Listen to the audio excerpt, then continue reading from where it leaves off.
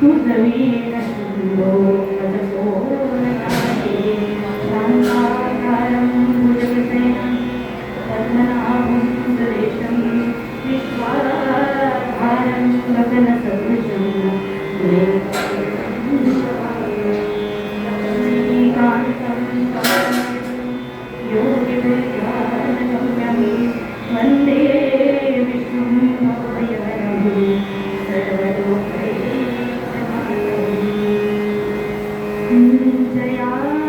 जयाचार्जने जन्मनामार्थसारा जयामि सदा वास नामार्थकेला जयाचामुखे सर्वदा नामकेयते नमस्कारत्या ब्रह्मचैतन्यमूर्ति सद्गुरुनाथ महाराज की श्रीदेव आदित्यनारायण महाराज की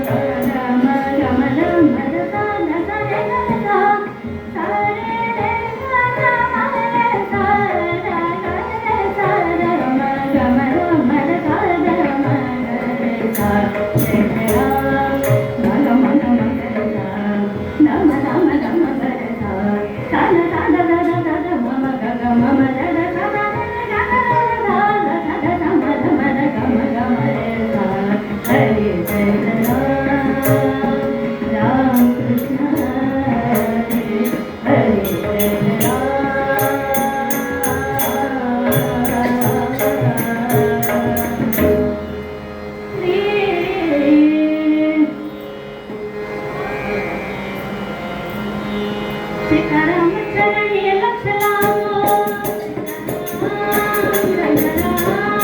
सीताराम चरणी लक्ष लावो सीताराम चरणी लक्ष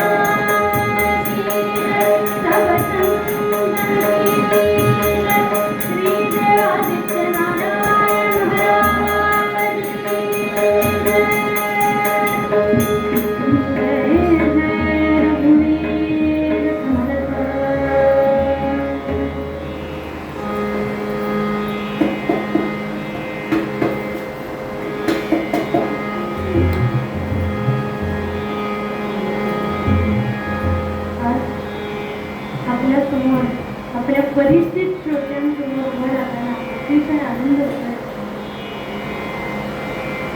सगळ्यात अनोळखी लोकांसमोर कीर्तन करणं सोपं असतं बरं का. कारण माहिती असतं की आपल्या समोर बसलेल्यांनी आपलं कीर्तन आपलं गाणं कधीच ऐकलं नाहीये. त्यामुळं अनोळखी श्रोत्यांसमोर कीर्तन करणं सोपं आहे, पण ओळखीच्या श्रोत्यांसमोर कीर्तन करणं हे फार सोपं नाही. त्यात परत ती आजोळची मंडळी. त्यामुळं पण नातीवरती विशेष प्रेम असतं. त्यानुसार आज आपल्यासमोर कीर्तनाला उभी आहे. आपल्याच मंडळींसमोर आपल्याच सगळ्या मामा मावश्या यांच्यासमोर कीर्तन करताना अतिशय आनंद होतोय. आणि माझे आजोबा फार माझ्या स्मरणात नाही, कारण ते खूप माझ्या बालपणी गेले. पण आपण सर्वांनी माझ्या आजी आजोबांना बघितलंय, अनुभवलंय. त्यांचा सहवास तुम्हाला सगळ्यांना जास्त लाभलाय. त्यामुळे मला नक्की माहिती आहे की आज ते माझं कीर्तन अतिशय आनंदाने ऐकत असतील. आणि त्यांना भगवंता सूर्यनारायणाला अधिक आनंद होणारच आहे, पण त्याहीपेक्षा मला विशेष आनंद आहे की मी माझ्या आजी आजोबांच्या गावी इथं आदित्य नारायणाच्या समोर कीर्तन करते. त्यामुळं आजी आजोबांचं स्मरण करते. आणि आता गुरुवरंगाला सुरुवात करताना अधिक मासा निमित्त कीर्तन आहे.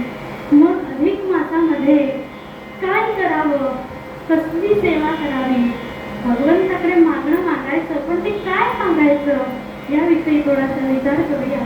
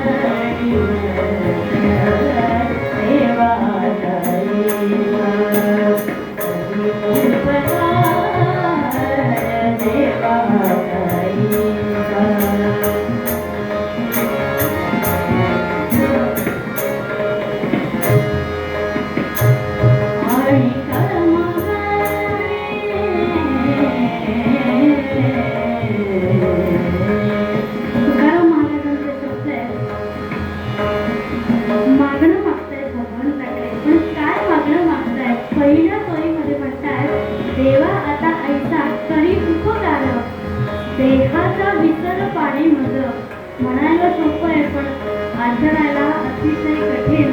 पुढच्या मागण्यांमधून तुकाराम महाराजांनी 8 मागण्या मागितल्या, पण 8 मागण्या आत्ता पूर्वरंगात सांगणे योग्य करणार नाही. म्हणून ज्या मागण्यांवरती बोलायचंय तेवढे चरण म्हणते.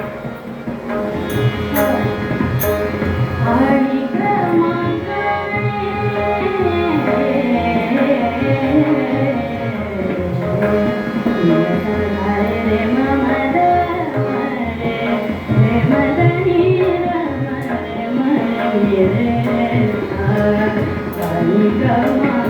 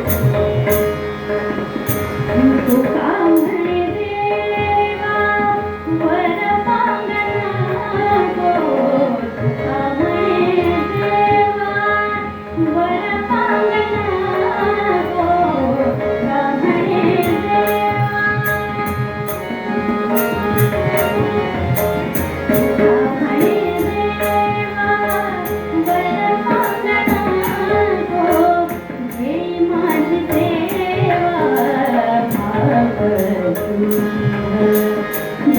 माझे देवा देवा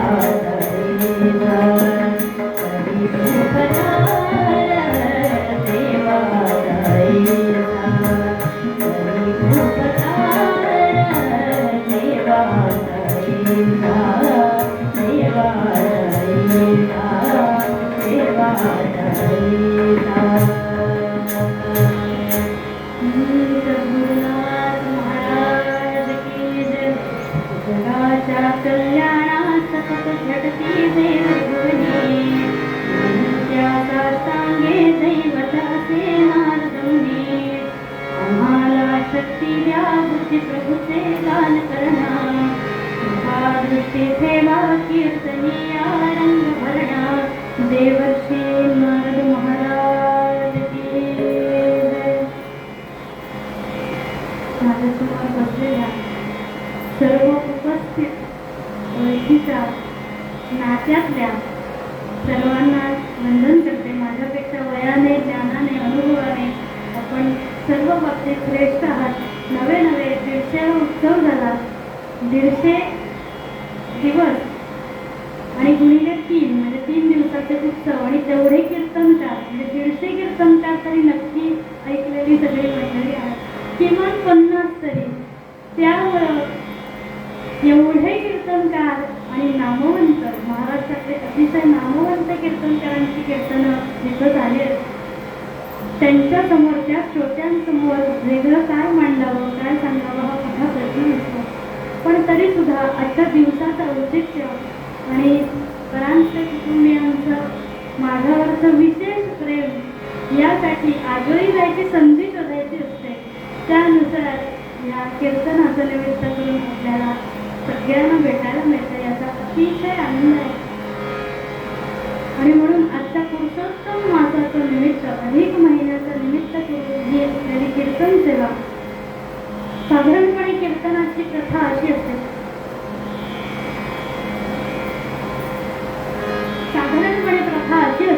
की ज्या निमित्ताने कीर्तन आहे त्याबद्दल थोडीशी माहिती सांगितली गेली पाहिजे. नाहीतर मग कीर्तन प्रवचनांचा फायदा काय. त्यामुळे अधिक मासानिमित्त कीर्तन आहे. आपल्या सगळ्यांना माहिती आहे अधिक महिन्याचं महत्त्व काय, का अधिक महिना साजरा करायचा असतो. पण या अधिक महिन्यामध्ये विशेष काय सांगितलेलं आहे, काय करावं विशेष, ही कथा कीर्तन प्रवचन दानाचं महत्त्व काय सांगितलेलं आहे. प्रत्येक महिन्याची एक अधिष्ठात्री देवता असते. प्रत्येक महिन्याला एकेका देवतेने स्वतःचा मालकी हक्क सांगितला आहे. पण हे 30+3 आपण हा शब्द सहज वापरतो हो 30-3, पण तो आला कुठून. ज्या तिथींचा क्षय झालाय हा क्षय होणे शब्द सुद्धा आजच्या मुलांना कळणं कठीण आहे. समजा चतुर्थी नंतर षष्ठी आली आहे, एकादशी नंतर चतुर्दशी आली आहे, मधल्या ज्या 2 तिथी वगळल्या गेल्या, ज्या 2 तिथींचा क्षय झाला, अशा वर्षभरामध्ये 10 तिथी येतात आणि 3 वर्षांनी त्या 30 तिथी अशा एकत्र येतात की ज्यांचा क्षय झालेला आहे. काही वेळा त्या अधिक सुद्धा येतात, म्हणजे 2 एकादशा येतात, कधी कधी 2 दशमी येतात, 2 चतुर्दशी येतात. त्याप्रमाणे काही वाढीव सुद्धा तिथी असतात. पण ज्या 30 तिथींचा क्षय झालाय आणि अधिक 3 तिथी वरती उरतात, त्या 30+3 म्हणून साधारणपणे 32 महिन्याच्या कालावधीनंतर हा अधिक महिना येतो.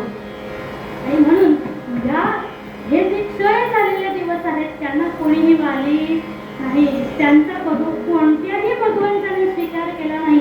म्हणून आपण त्याला एक नाव ठेवलं. काय नाव ठेवलं, मला असे नाव ठेवलं.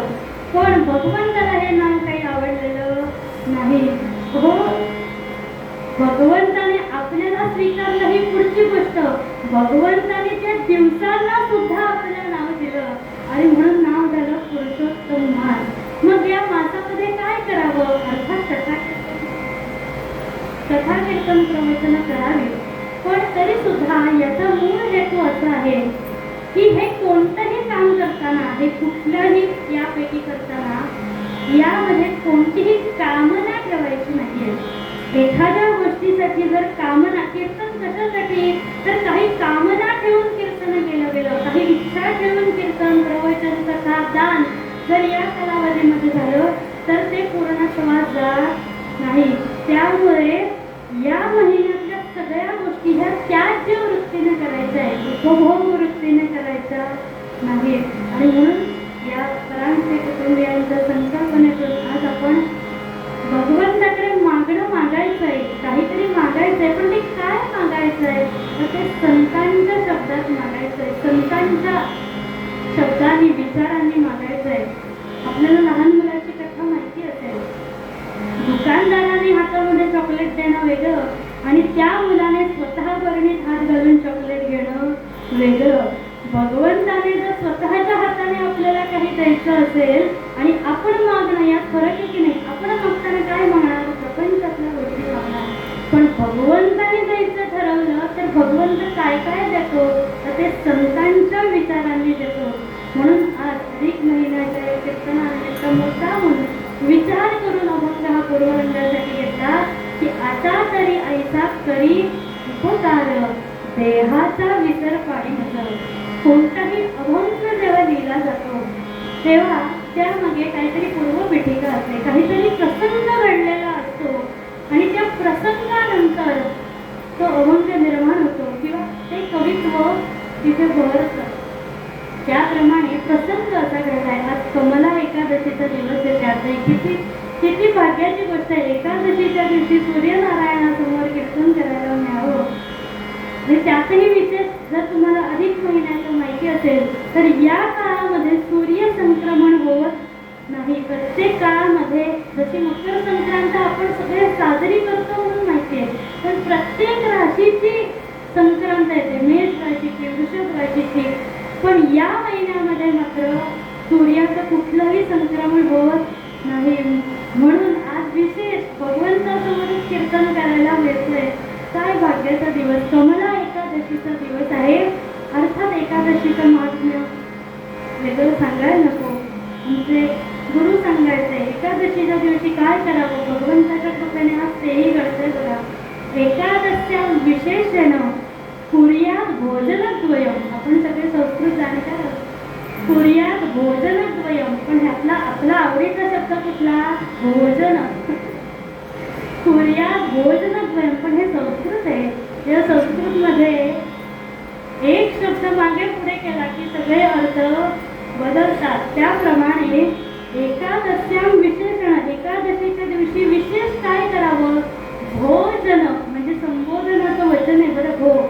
भोजन हो लोकांनो, काय करा, कुर्यात भोजनद्वयम, दोन गोष्टी करा. आता याचा भोजनाशी काही संबंध नाही, मामाने ठेवलेली गोष्ट पुढची. पण भोजनद्वयम, दोन गोष्टी कराव्यात. कुठल्या, रात्रौ जागरणं कुर्यात दिवाच हरी कीर्तनम.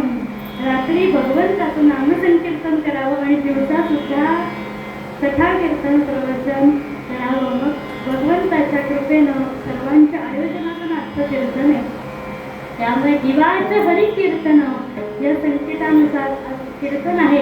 आणि या दोन एकादशा अशा आहेत बघा. पुन्हा सतत अधिक मासाचं महत्व का सांगते, बाकी 24 एकादशा ह्या कायम येतात, पण या दोन एकादशा फक्त अधिक मासामध्येच येतात. त्यापैकी कमला हिला पुरुषोत्तम एकादशी असं सुद्धा म्हटलं जातं. या महिन्याला सुद्धा भक्ती महिना असं म्हटलं जातं. बाकी कुठल्या महिन्याला म्हणतो का आपण भक्तीचा महिना आहे, पण हा भक्तीचा महिना सुद्धा म्हटला जातो. त्याप्रमाणे भगवंताकडे काहीतरी मागायचं आहे.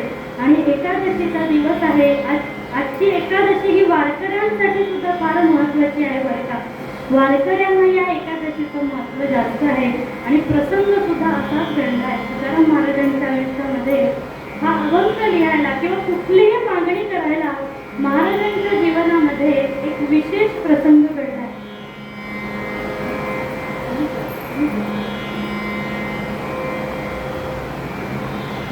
वारी सुरू झाली. देहू पंढरपूर. तुकाराम महाराजांनी भगवंताचं नाम मुखात घेत घेत घेत पावलं टाकायला सुरुवात केली. पावलं टाकायला सुरुवात केली आणि पावलं टाकता टाकता मुखाने अखंड भगवंताचं नाम आहे. कशासाठी जावं? चंद्रभागेत स्नान करावं, पुंडलिकाचं दर्शन घ्यावं. तिथूनच पहिल्यांदा कळस बघावा आणि राहुलाच्या कळसाचं विठ्ठल बघितला. कळसातच पांडुरंगाचं दर्शन घ्यावं आणि त्या गर्दीतून वाट काढत काढत काढत तुकाराम महाराज पांडुरंगासमोर निघाले. आणि पांडुरंगासमोर जाताना मनामध्ये कुठलाही दुसरा विचार नाही, कुठलंही मागणं नाही. केवळ जायचं आणि भगवंताचं दर्शन घेऊन माघारी फिरायचं, इतका शुद्ध हेतू मनात धरून नामदेवांची पायरी चढली. चित्र डोळ्यासमोर ना, नामदेवांची पायरी चढली आणि हळूहळू तुकाराम महाराज रावळामध्ये आले. आणि रावळामध्ये आल्यानंतर मनामध्ये इतकाच विचार आहे की देहूपासून पंढरपूरपर्यंत कशासाठी आलो? तर त्या पांडुरंगाचं दर्शन व्हावं, पंढरीरायाचं दर्शन एकदा डोळे भरून घ्यावं यासाठी आलो. म्हणून जसे जसे महाराज पुढे चालायला लागले तसं बाकीचं सगळं दृश्य धुसर व्हायला लागलं. एक पांडुरंगाशिवाय दुसरं काहीच दिसू नये, काहीच बघू नये. महाराजच म्हणाले, सदा माझा डोळा जळो तुझी मूर्ती, रघुमाईच्या कटी सोयरिया. दुसरं कुणालाच बघू नये. आणि जाता जाता जाता आता गाभाऱ्यात प्रवेश केला महाराजांनी. आणि काय दिनाची माऊली, दिनाची माऊली. काय महाराजांची स्थिती आहे? आजी म्या देखी आली